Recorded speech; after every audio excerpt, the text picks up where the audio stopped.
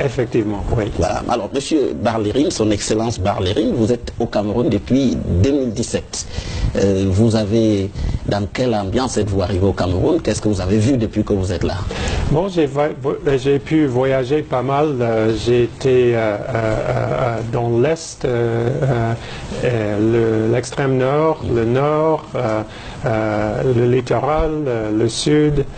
Il me reste 2 régions à visiter, le sud-ouest et l'Adamawa. Donc j'ai pu pas mal voyager, me déplacer. Alors, vous êtes diplomate depuis 1989? Oui. C'est absolument cela. Après être passé par l'université de Maryland? C'est ça. Ah, voilà. Ça. Donc, vous avez fait des études économiques, c'est cela? À l'époque. À l'époque. Avant de passer à diplomate? C'est ça. Voilà. Mais bon, mais la diplomatie, c'est des horizons très ouverts. Vous pouvez avoir fait des économies, mais après, les études économiques, et après arriver à la diplomatie. N'est-ce pas? C'est un de mes objectifs, c'est d'approfondir les relations économiques entre l'oncle Sam et le Cameroun. Voilà. Alors, vous avez travaillé au département d'État américain, vous passez là-bas pour quelqu'un qui connaît bien l'Afrique, vous avez un peu fait le tour du continent. Oui, j'ai terminé par travailler en tant que sous-secrétaire chargé des affaires africains pendant à peu près 6 mois et avec responsabilité pour tout le continent sous-saharien, mais aussi avec les relations avec l'Union africaine qui comprenait tout le continent, y compris le Maghreb. Oui, vous êtes passé notamment au Zaïre, vous avez fait Madagascar. Oui, Zaïre, dans le temps, j'étais à Madagascar, à Antananarive, et j'ai travaillé plus que... Bamako aussi. À Bamako, j'étais premier conseiller entre 2009 et 2012, et j'ai travaillé à peu près 7-8 ans au département d'État sur les affaires africaines. Alors, de manière globale, vous définiriez comme quelqu'un qui connaît bien l'Afrique, monsieur l'ambassadeur? C'est difficile à dire cela parce que l'Afrique c'est très varié et cela a une histoire très riche, mais je ne peux pas dire que je suis expert, mais je connais pas mal je connais un peu l'Afrique. Oui, justement, je vous ai suivi avec M. Boisbouvier, Christophe Boisbouvier sur RFI, juste avant votre arrivée au Cameroun, une interview justement sur la politique africaine des États-Unis. C'est vrai que vous êtes ambassadeur maintenant, ce n'est forcément pas le domaine dans lequel vous devez intervenir, mais à cette époque-là, vu que vous veniez du département d'État, vous donniez quand même une vision globale de ce que l'Amérique voit en l'Afrique en termes de développement, démocratie. Et une fois que vous êtes au Cameroun, comment vous voyez ce sujet? Bon, je crois que je continue avec la politique des États-Unis envers l'Afrique et vu que le Cameroun est Afrique en miniature, je crois que nos grands volets de coopération sont le miroir de notre politique globale envers l'Afrique. Tout à fait. Alors, venons-en au Cameroun, monsieur l'ambassadeur, ce que vous connaissez le mieux à l'heure qu'il est, puisque vous êtes ambassadeur des États-Unis au Cameroun. Alors, comment vous avez trouvé ce Cameroun? Vous m'avez dit que vous avez voyagé pratiquement, il vous reste seulement 2 régions que vous n'avez pas visitées. Et comment trouvez-vous le Cameroun de manière globale, monsieur l'ambassadeur? Moi, comme je vous ai dit, c'est vrai que le Cameroun est l'Afrique en miniature et j'ai beaucoup apprécié la diversité des cultures, des langues, des plats. De la musique et de l'environnement. Donc je suis très content d'être ici et de pouvoir être le représentant de mon pays au Cameroun.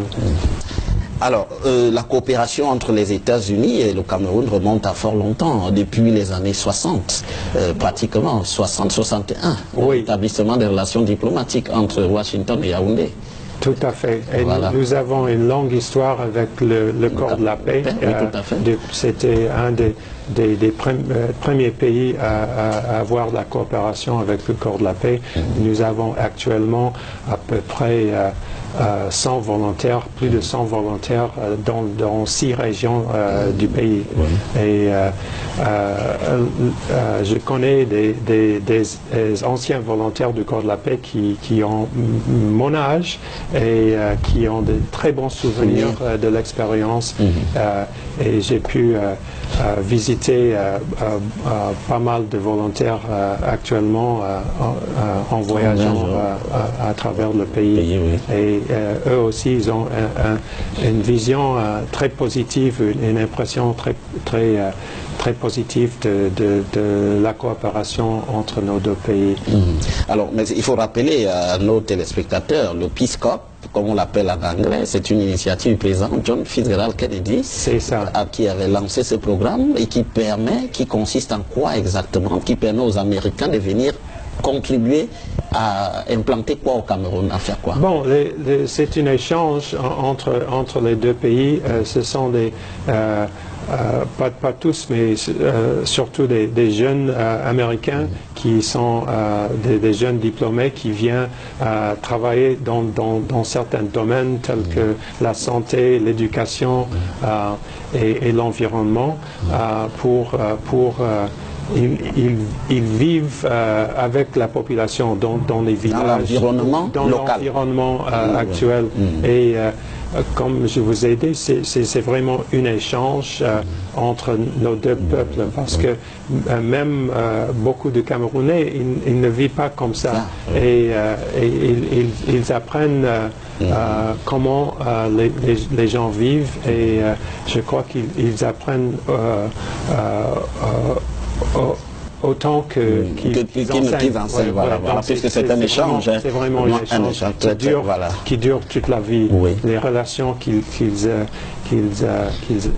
obtiennent durent toute leur vie. Voilà, puisqu'il y a des témoignages, il y en a qui reviennent, même quand ils ne sont plus dans le Peace Corps, qui reviennent au Cameroun, voilà, revoir par où ils sont passés, les progrès auxquels ils ont contribué. Alors, en dehors du Peace Corps, il y a d'autres points, la coopération, bien sûr, qui sont nombreux, monsieur l'ambassadeur. Oui, notre partenariat avec le Cameroun est très important, et peut-être je peux parler de 4 volets. D'abord, la santé. Nous avons un programme de la lutte contre le sida, le VIH-Sida, assez fort et qui date depuis plusieurs années. Et en dehors de ça, et toujours dans le domaine de la santé, nous avons inauguré à Garoua, justement dans le nord, il n'y a pas longtemps, au mois de mars, l'initiative du président américain pour la lutte contre le paludisme. Le paludisme touche vraiment les régions du nord et de l'extrême nord, parce que la saison est assez courte. Donc, le corps humain n'a pas la possibilité d'avoir des défenses. Et surtout les femmes enceintes et les enfants en dessous de 5 ans sont vraiment touchés. Donc nous apportons une aide assez importante. C'est-à-dire en médicaments ou en médicaments, en formation aussi, des moustiquaires imprégnés d'insecticides et de formation. Donc c'est une aide assez importante dans l'ordre de 20 millions de dollars par an qui contribue à ce que fait monsieur le ministre de la Santé publique, Mamafouda. Donc nous sommes très contents, très satisfaits avec la coopération et dans le domaine de la lutte contre le VIH-Sida et la lutte contre le paludisme. Alors, le domaine sécuritaire, c'est un domaine aussi dans lequel vous investissez beaucoup. On sait que les États-Unis, qui eux-mêmes sont allés sur des théâtres d'opérations très complexes, l'Afghanistan, l'Irak, ont pu apporter aussi un soutien au Cameroun, apportent un soutien au Cameroun dans le domaine sécuritaire. Ici, la crise Boko Haram, notamment, on a vu sur le plan militaire comment cela se concrétise dans ce domaine, par exemple. Nous avons une très bonne coopération avec le Cameroun pour la lutte contre le Boko Haram et l'État islamique en Afrique de l'Ouest, dans les zones de l'extrême nord et du bassin de lac Tchad. Le Cameroun contribue fortement à la lutte contre ce fléau. Et notre coopération est surtout avec le bataillon d'intervention rapide, mais avec l'armée et la gendarmerie aussi. Je crois que la lutte est à la longue haleine, ça va prendre du temps, mais il faut souligner que même si nous avons une coopération militaire avec le Cameroun et les partenaires du bassin de lac Tchad, tels que le Nigeria, le Niger et le Tchad, la solution demande une réponse plus globale. Développement et aspect social sont aussi importants que l'aspect militaire. Donc on ne peut pas centrer les actions simplement dans la réponse militaire. Il faut le volet social et il faut également justement ce développement. Vous qui vous êtes allé déjà à l'extrême nord, vous avez pu vérifier vous-même, je suis un retard qui est évident dans cette partie du Cameroun. Ce n'est peut-être pas de votre responsabilité, mais on peut penser que les questions de développement remonter le niveau des gens. Est-ce que jusqu'ici vous estimez que les Américains, les États-Unis ont tout donné ou ils peuvent encore donner plus que ce qu'ils ont fait jusqu'ici? Nous pouvons faire plus, c'est sûr, mais le budget global des États-Unis, il faut prendre ça en compte et nous faisons déjà beaucoup et je crois que l'essentiel est que population. Alors, j'ai lu le rapport 2017 du département d'État américain sur la situation des droits de l'homme dans le monde. Il y a une partie qui est réservée au Cameroun. Le département d'État américain dit le Cameroun ne respecte pas les droits de l'homme. On coupe Internet, on a notamment on fait des exécutions extrajudiciaires, on garde au secret des personnes interpellées. Est-ce que c'est la lecture que vous avez de la crise anglophone ou vous la voyez de manière beaucoup plus globale, loin de ce que le département d'État américain dit? Vous savez bien, les États-Unis et le gouvernement des États-Unis met beaucoup d'importance sur le respect des droits de l'homme, non seulement pour des raisons morales, mais aussi que c'est important protéger les droits fondamentaux quand vous avez un conflit interne ou un conflit avec un autre pays. Organisation comme Boko Haram, parce qu'il faut avoir la population derrière soi et c'est difficile de faire ça quand les normes et les droits fondamentaux ne sont pas respectés, effectivement. Alors, vous avez reçu à l'ambassade des États-Unis il y a quelques semaines un certain nombre de leaders camerounais, notamment ceux qui sont aussi qui s'occupent de cette question de la crise anglophone. Il y avait le professeur Maurice Kamto, il y avait Grégoire Ouna du RDPC, il y avait Maître Félix Abonkongo, il y avait le rédac aussi, Madame Ngombe Maximilienne. Alors, est-ce que forcément on a abordé cette question de la crise anglophone? Comment est-ce que vous voyez globalement la question de la crise anglophone aujourd'hui, indépendamment de ce que les acteurs peuvent dire, vous, le regard que vous jetez? Bon, nous avons nous avons condamné la violence des deux côtés. Je crois que c'est très important d'arrêter les actes de violence parce que chaque acte de violence rend plus difficile le dialogue. Et nous avons appelé les deux côtés d'entrer à la retenue et d'entrer dans un dialogue pour résoudre ces problèmes. Et justement, nous avons voulu inviter certaines personnes juste pour mieux apprendre, mieux comprendre la situation dans les régions anglophones. Je vais essayer de continuer de comprendre non seulement les problèmes de la situation anglophone, mais aussi dans d'autres domaines du pays, de consulter et de parler avec les gens. Je crois que c'est très important pour un diplomate de faire cela sans se mêler dans les affaires du pays. Oui, tout à fait. Alors, même quand vous dites dialogue, monsieur l'ambassadeur, le dialogue, mais il y a une grosse incompréhension en matière sur la question du dialogue dans la crise anglophone aujourd'hui au Cameroun. Vous dites qu'il faut le dialogue, mais la question n'est pas entendue des deux côtés de la même manière. Pour le gouvernement explique que le dialogue est engagé. En fait, il y a eu des équipes sur le terrain, mais pour la partie anglophone, il n'y a pas de dialogue puisqu'il faudrait peut-être débattre concrètement de la question anglophone et avec toutes les préoccupations soulevées. Et vous vous situez où quand vous dites dialogue, comment vous comprenez ce dialogue? Moi, ce n'est pas à moi de dire qu'est-ce que c'est que le dialogue, mais le dialogue, il faut de côté venir à la table symbolique et discuter de toutes les conditions. Et on ne peut pas avoir un dialogue sans l'autre partie, l'autre côté. Donc, je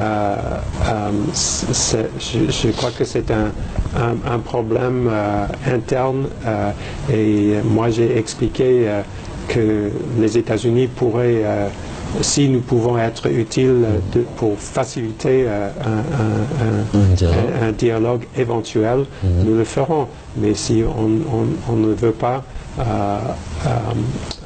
nous ne le ferons pas. Mais c'est notre vif souhait que cette solution soit résolue d'une manière pacifique. Et donc, vous ne pouvez pas faire plus que ce que vous avez fait. Par exemple, une rencontre comme celle qui a eu lieu, vous dites que c'est aux Camerounais de faire l'essentiel. C'est aux Camerounais de faire l'essentiel. Et je crois que comme je vous ai dit, chaque acte de violence rend ce dialogue plus difficile. Je sais que beaucoup de monde en a marre d'écouter les mots dialogue. Tout à fait. Mais en effet, c'est la seule solution. Je vous dirai, je vous raconterai une histoire. J'ai été avec un volontaire du Corps de la paix dans l'Ouest qui était volontaire à Bamenda. Et il m'a donné pas un cadeau, mais quelque chose très important pour lui. Il m'a laissé ça. C'est comme on dit en anglais, country cup, pour boire le vin de palme. Dans la tradition, justement, on boit du vin de palme, on le met là-dedans. C'est ça, c'est un filtre. Et on boit, c'est un filtre là. Voilà. Donc, il vous a remis ceci. Ce volontaire a reçu ça de son prédécesseur et ça date depuis 1996, je crois, que chaque volontaire donne à son successeur. Et comme le programme est fermé dans le nord-ouest à cause de la violence, il m'a laissé ça et je garderai ça dans mon bureau dans le souhait que nous pouvons rouvrir notre programme dans le sud-ouest. C'est le nord-ouest.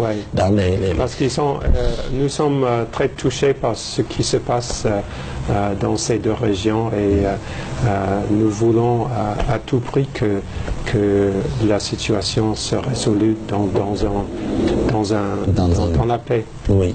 Alors, c'est vrai que beaucoup de gens attendent, des gens attendent beaucoup des États-Unis. On imagine, puisque lorsqu'on voit la crise anglophone aujourd'hui, on voit, je vous remets votre... on risque de le garder pour moi. Ah, voilà, il est précieux pour vous, monsieur l'ambassadeur. Et donc, les gens entendent beaucoup de vous, notamment dans la partie anglophone. Je ne voudrais pas tellement parler du lien culturel, la langue anglaise. Oui. Mais on voit bien que tous ceux qui se réclament de ce mouvement, pas forcément sécessionniste, mais de la question anglophone de manière globale, c'est-à-dire des revendications, attendent beaucoup des États-Unis. Les gens ont pensé que le Congrès interviendrait, que le président Donald Trump dirait quelque chose. Mais est-ce que vous comprenez cette attente-là? Que les gens disent les États-Unis doivent faire quelque chose ou peuvent faire quelque chose? Justement, comme je vous ai dit tout à l'heure, je crois qu'il faut les deux côtés de venir et nous demander de faciliter. Si les deux côtés ne sont pas d'accord, nous ne pouvons rien faire et c'est regrettable, mais, tout à fait. Mais je crois que on reste sur ce point-là, bien entendu. On vous a compris, monsieur l'ambassadeur. Alors, le processus électoral au Cameroun, c'est aussi une question dans laquelle les États-Unis interviennent. Nous sommes en 2018, c'est une année, il y a beaucoup de scrutins. Il y en a déjà eu un, les sénatoriales. Il y aura présidentiel, peut-être législative et municipale. Les Américains, comment vous accompagnez le processus électoral au Cameroun? Bon, comme j'ai dit à propos des droits fondamentaux, la démocratie, nous croyons, c'est très important, et approfondir les institutions et le système électoral sont très importants à travers le monde, mais surtout en Afrique, parce que moi je connais plus l'Afrique que le reste du monde. Oui. Ce que j'ai vu à travers l'Afrique sous-saharienne, qui a beaucoup de progrès dans le domaine de la démocratie. Et nous attendons à ce que ces élections soient libres, justes et crédibles. Et nous allons... Vous accompagnez le processus. Alors, mais il y a quand même que, quand vous entendez l'opposition crier à ce qu'il y ait des fraudes ou des choses pas très transparentes, est-ce que vous... comment vous comprenez cela? L'opposition vous fait remonter ce genre de récrimination, certainement, à l'ambassade des États-Unis ici? Oui, nous allons essayer de faire notre mieux pour accompagner le processus électoral, mais c'est comme je vous ai dit à propos de la situation anglophone, c'est important que les Camerounais expriment leur désir à travers les votes. Et nous pensons que c'est très important de s'inscrire sur les listes électorales et de voter. Sans voter, vous ne pouvez pas vous plaindre du résultat, n'est-ce pas? Comme a dit plusieurs anciens politiciens américains. Ne votez pas, ça veut dire que vous cédez votre vote à quelqu'un d'autre. Oui, alors, de ce point de vue, en 2018, mais est-ce que les Américains, les États-Unis, généralement, vous faites quoi concrètement? Vous envoyez des gens qui suivent le scrutin et vous font des rapports? Nous avons monté certains observateurs pour former des observateurs. Observer les élections sénatoriales. Et nous comptons faire le même pour les présidentielles et éventuellement pour les législatives et les conseils municipaux. Donc, c'est ce que nous faisons. Nous allons essayer d'accompagner le gouvernement et l'opposition, société civile, les leaders religieux, les leaders traditionnels pour avoir une bonne élection en 2018. Alors, merci Son Excellence Peter Henry Barlerin, Vous êtes l'ambassadeur des États-Unis au Cameroun. Merci d'avoir accepté de venir sur le plateau d'Equinox Télévision.